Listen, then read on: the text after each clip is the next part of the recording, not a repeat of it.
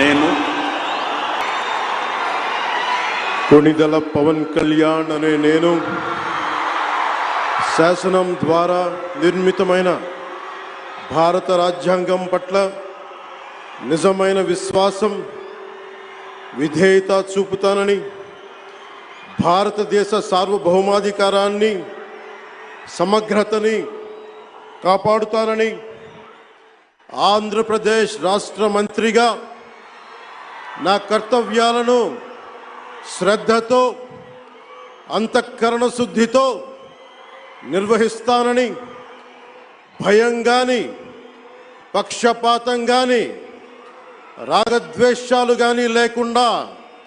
రాజ్యాంగాన్ని శాసనాలని